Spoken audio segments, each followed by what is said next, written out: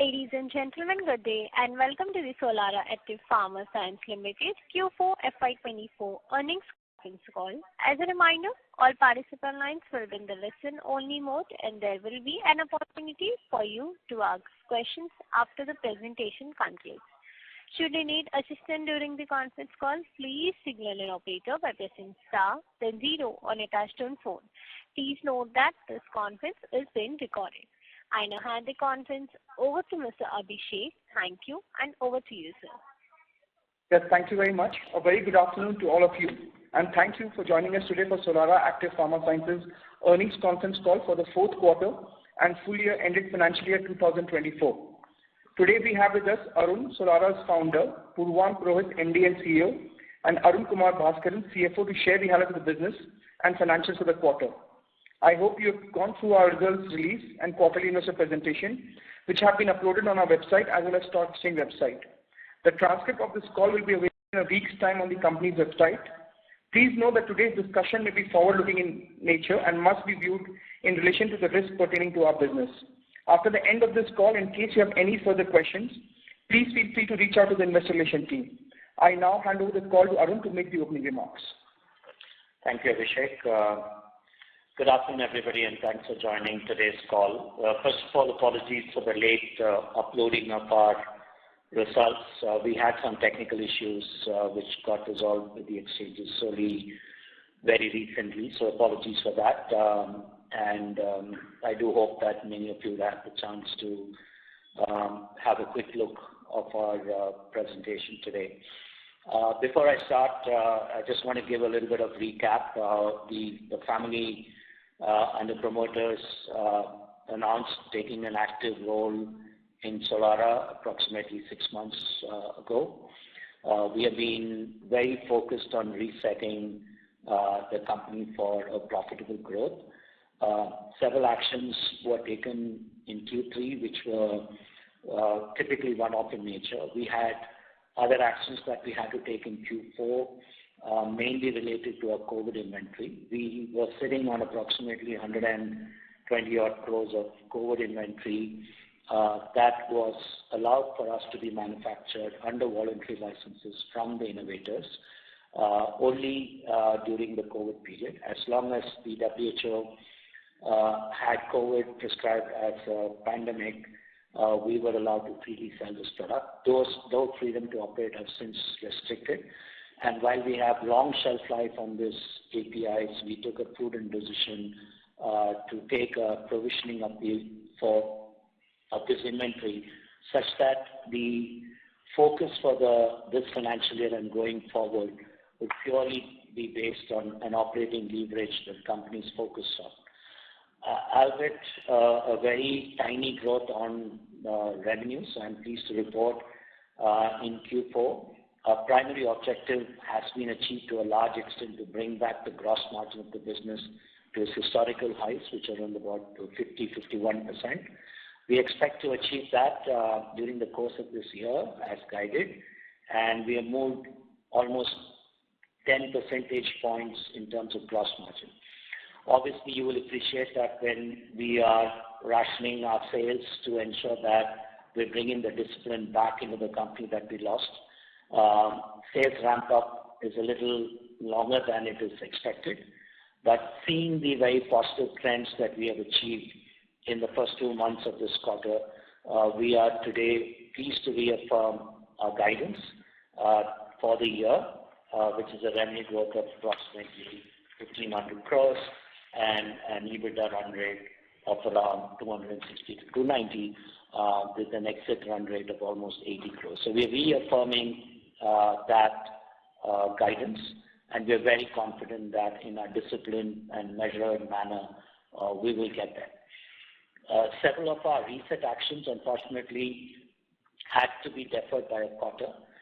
When we announced our resets in Q3, we were not made aware of upcoming FDA inspection of our flagship Vizag plant, which we announced in the last quarter. Will go into a retrofit to manufacture multi-purpose products.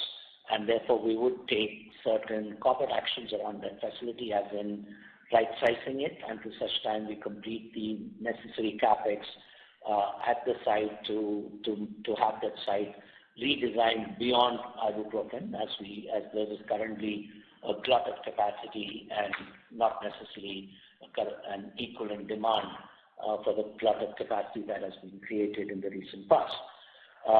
Because the Vizag plant was announced of an inspection, we obviously couldn't, under any circumstances, request the FDA to defer that. So we continue to keep the lights on, and that positively resulted in a 0483 that just supports our retrofitting and getting back to the market quick. We hope to complete all of those activities in Vizag in FY25, and then that additional capacity of close to about 1,000 kiloliters will be available to us for growth the next years ahead.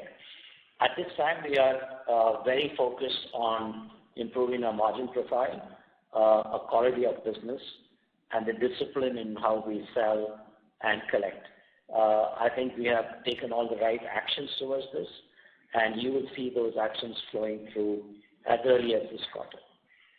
Separately, we announced a rights issue to ensure that the balance sheet is supported for all of these actions that we have taken, but more importantly, to also ensure that our debt is reduced significantly out of the proceeds of the rights, so that we have a reasonably good balance sheet, strong balance sheet, but also focusing on businesses generate free cash, and also delivering our balance sheet even further as we go. I'm very confident that Solara will hit its historical highs of its EBITDA in the next 6 to 8 quarters, and we will meet our guidance which we are reaffirming again today, in spite of the 1 quarter delay that we had originally expected. Overall, the business is looking good. We are adding new products and new customers into our portfolio, and we are working on a significant cost reduction program. All of these adjustments have resulted in an adjusted EBITDA reporting of only about 38 crores, a shade below what we had expected, but reported EBITDA is only 11 crores. But I can reassure our investors and listeners today that the dismal past is behind us, and we now have a strong order book and the right leadership team in place to ensure that we deliver the outcomes that we have embarked on. We do not have any specific other updates except to say that the promoters are participating in the rights, and we also intend to upsize our entitlements depending upon how the rights issue goes. So we think we will end up the rights issue in a successful note. And as most of you know, the rights issue is open now, and it closes on the 11th of June, and we will update investors on how that goes. But we do not anticipate any challenges around that. We do not, we'd be more than happy to take questions. I have taken the thunder away from Purvank and effectively read out his opening statement. So we will go straight into the Q&A sessions, and we'll address those questions between Purvank, Arun, and myself. Thank you. Muskan, go ahead, please, with the Q&A. Yes, sir. Thank you very much. We will now begin the question and answer session. Anyone who wishes to ask a question may press star and 1 on the touchtone telephone. If you wish to remove yourself from question queue, you may press star and 2. Participants are requested to use handsets while asking a question. Ladies and gentlemen, we'll wait for a moment while the question queue assembles.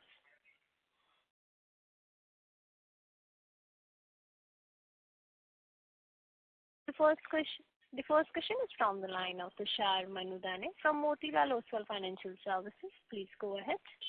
Yeah, thanks for the opportunity, sir. Sir, just on the base products in the API at the industry level, at least for the peers, and we continue to see the pricing erosion. So, if you could share your comments on the base portfolio of Solara. That's my first question. So, Tushar, we actually have improved our gross margin profile in the quarter by 10 basis points. And I think that's not a function of what the reality in the market is. It's basically course-correcting a selling behavior that Solara had in the last year or so, where our gross margins dropped quite significantly. So our growth in gross margin is not truly a reflection of what you are asking, which is the prices depressed? To an extent, yes, but I think by carefully crafting our product strategy and the fact that we have a long-standing legacy relationship with some of our customers, we have been able to mitigate that to a very large extent. So I think this question will play out more relevant if we are unable to keep these numbers at the 50-odd% gross margins, which we expect to achieve soon. And at those levels, we believe we would be amongst the better gross margin percentage earners in the peer group. So I think you need to give us some time before our numbers pinpoint to your specific question, Tushar. Got you, sir. Just to extend on to that, sir, inventory for the base products at industry level, is that now you think it's more or less now normalized, or you still think there is excess inventory, but we'll be able to sort of cost optimize and hence maintain the gross margin? Right. So we do still have, I think, an inventory in excess of 100 crores, but none of this inventory is at risk, and we will be using all of this inventory within this financial year. And that is why we made a very specific inventory provision only for the COVID-related products, because we do not see the light of the day as yet for any of those opportunities. Although, like I said, we have long shelf life, so it will be just more prudent accounting. This will improve cash flow, so we believe our cash flows will be as good as our EBITDAs or even better, because our focus on inventory liquidation, free cash generation, cash-to-cash cycle reduction, it will all play through, and you just give us this quarter when you can actually see that evolving.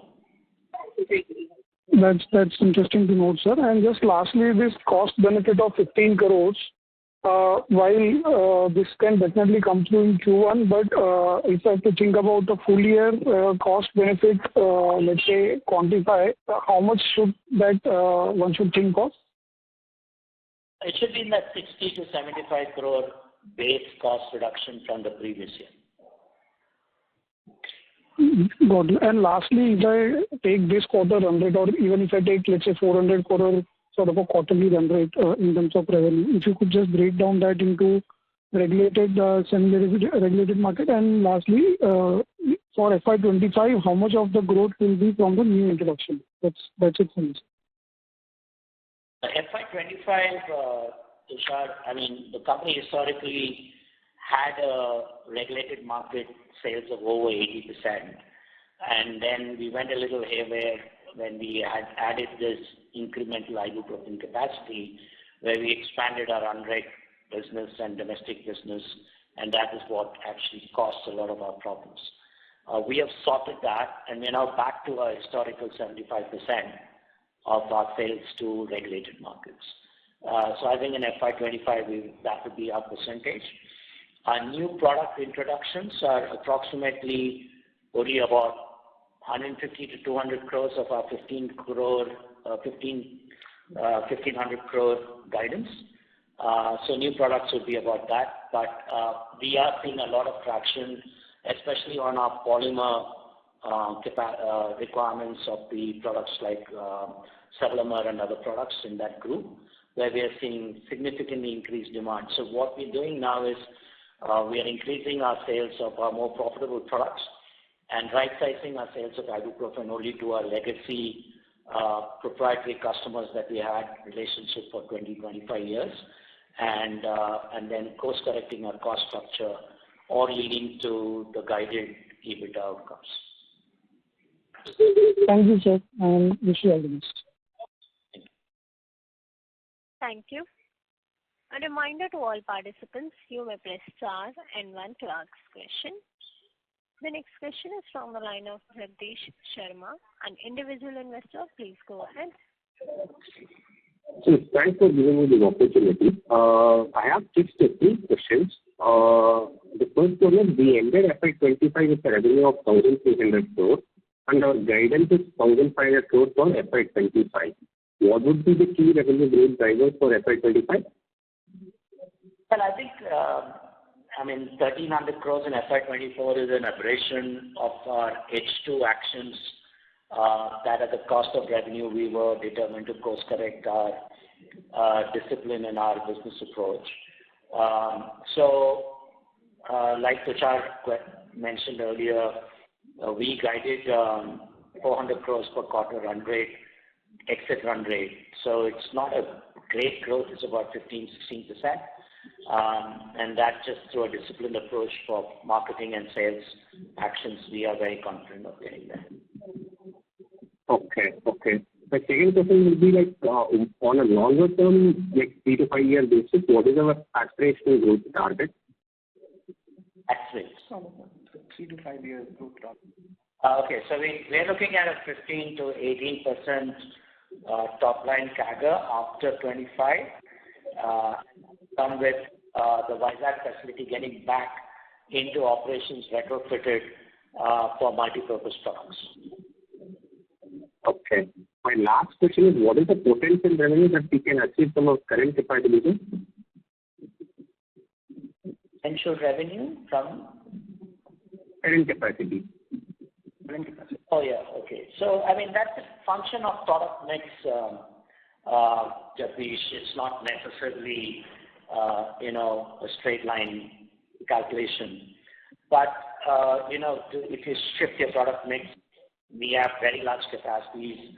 I think we do not need any new capex or any large capex except for debottlenecking and, annual maintenances. We can probably take revenues on our asset base to close to about 2,500 crores. 2,500 crores. Okay, sir. Thanks, sir. All the best for FY25. Thank you. Thank you. The next question is from the line of Naman, an individual investor. Please go ahead. Hi, sir. Thank you for the opportunity. First question, are there any additional one-offs that are pending or which we are expecting over the next coming quarter? No, and we have called that out on our release. Like I said, our release, with our apologies, was released late. But we have called out there are no more exceptional items on our that you need to worry about. Got it. And second, on the operating cost structure that we have mentioned, it's around 115 crores in Q4 on an adjusted basis. And is this quarterly cost base that will be maintained for the entire FY25? And what are the cost optimization efforts that we have taken, which has been leading to the reduction of cost by almost 15 crores per quarter? But we've already taken actions in terms of, like I said, we will right-size that facility to the extent of capacity utilization. We are also doing that across our entire operations. We have to be a more cost competitive, frugal allocator of costs to run a business of this nature. And that's exactly what we're doing. So to answer your first question, I am very confident that the 15 crore run rate adjusted that you see, you will see flow through throughout the year. And by the exit year, we will have a few bumpy quarters when we have to probably take one-off costs.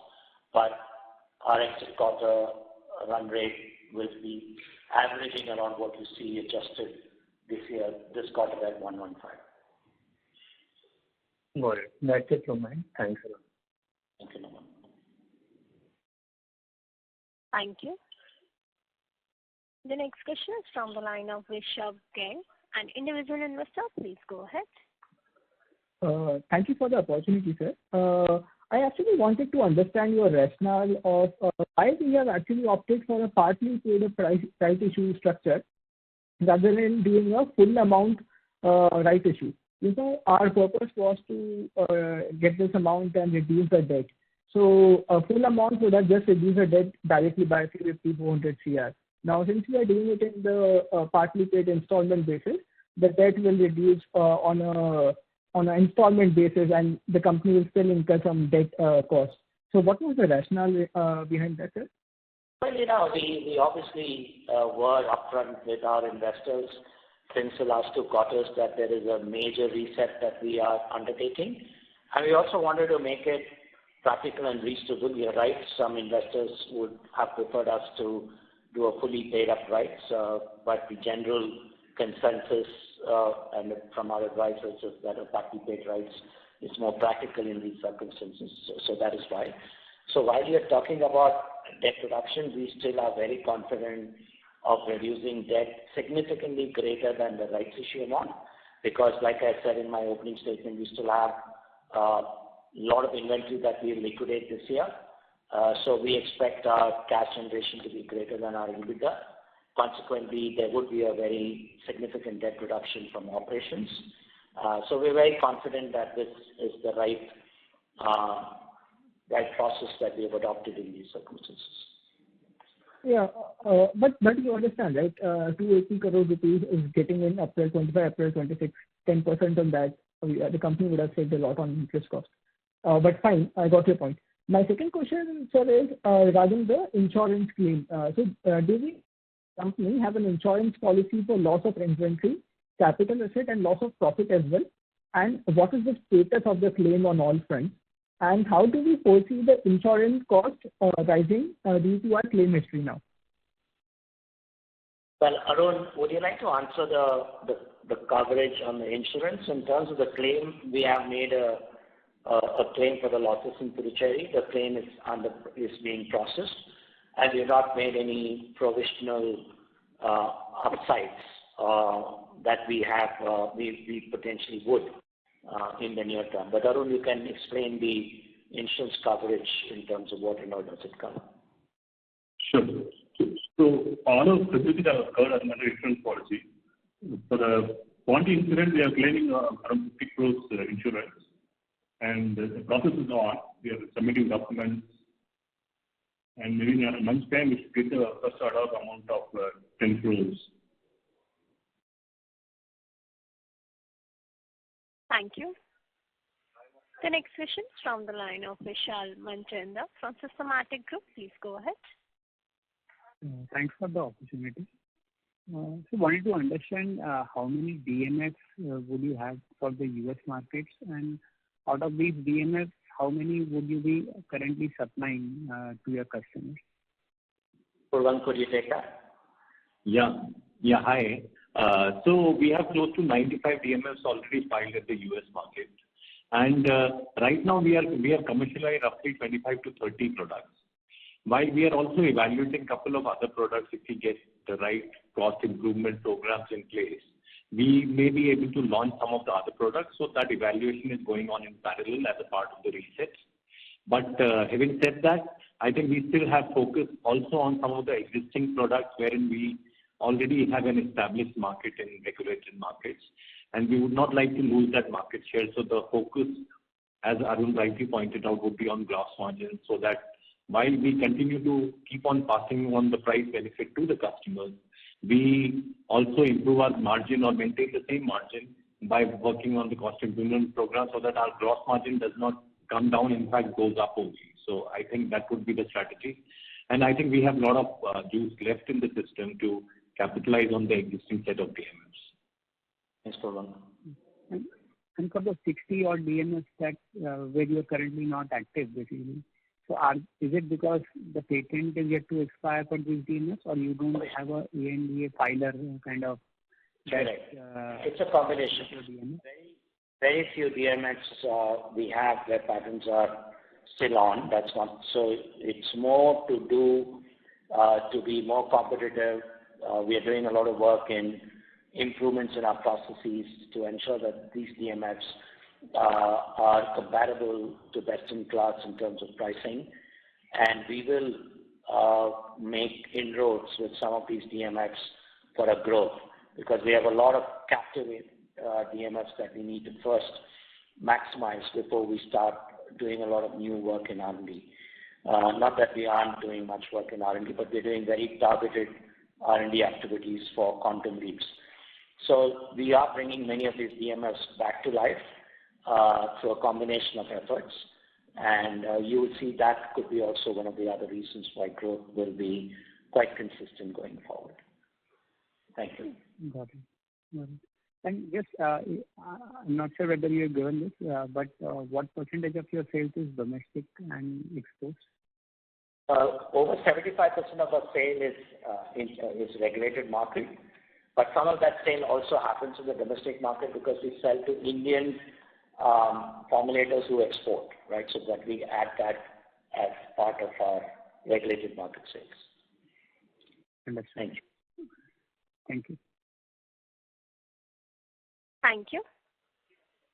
The next question is from the line of Divya Agarwal from FICOM Family Office. Please go ahead. Hi, sir. Thanks for the opportunity. So just wanted to understand your comment on the gross margins. You said that due to our good relations, we are able to, mitigate the impact of increasing RM prices. So is it that we have a special agreement with the suppliers or something like that? Well, not suppliers, buyers, you mean. We do have a long-standing relationship with Big Pharma across various molecules for several years. Those products were not impacted very badly with the pricing. We took off all the low-margin sales out, and that is why our revenues have come down, and we have established our historic gross margins are very close to it. Now you'll see revenue growth coming in, and that's when the OpEx leverage will flow through. It's just a readjustment of our large volume ibuprofen sale that we got distracted from being focused only in the regulated market and to our older customers to having expanded that universe and then getting into trouble with selling low pricing. So we corrected the ibuprofen part last time. We don't do that anymore in the last quarter, and we are now solved for the COVID inventory, and now we can look forward to a cleaner quarterly reporting of growth operations and focus more on the balance sheet and free cash generation. Okay, got it, sir. So just wanted to know the ibuprofen contribution towards our sales in this year. What would be the contribution? About 500 to 600 crores. Okay, got it. And on the COVID inventory, so are we allowed to sell those COVID inventory, or do we have to just write off them? We can't sell any of those products until patents expire, which is near term. And then there should be COVID, right, worldwide. I mean, there are sporadic requirements, but we can't sell as per our voluntary license because these are still under patents. So we are only provisioning it. We are not written off that inventory. And then we'll see how opportunities come about it, and we'll keep you updated on progress. Okay, sure, sir. And about the new products that we have, can you give some color on the new products? I mean, what kind of new products are we in? Specifically, we don't talk about products. It's either they are too confidential or they are not normally the norm that we disclose specific products. There are ways for you to find out, but we do not disclose this as part of our earnings calls. No, I got it, sir. Thanks a lot. Thank you. Thank you. Ladies and gentlemen, as that was the last question for the day, I now hand the conference over to the management for closing comments. Over to you, sir. Thank you. Thank you all for today, and appreciate your time. If you have any questions, please do not hesitate to speak to the company or to Abhishek, and we'll get back to you with answers to your questions. Thank you, and have a good day. Yeah, thank you all. Thank you all for joining the call. Thank you. On behalf of Solara Active Pharma Sciences Limited, that concludes this conference. Thank you for joining us, and you may now disconnect your lines. Thank you.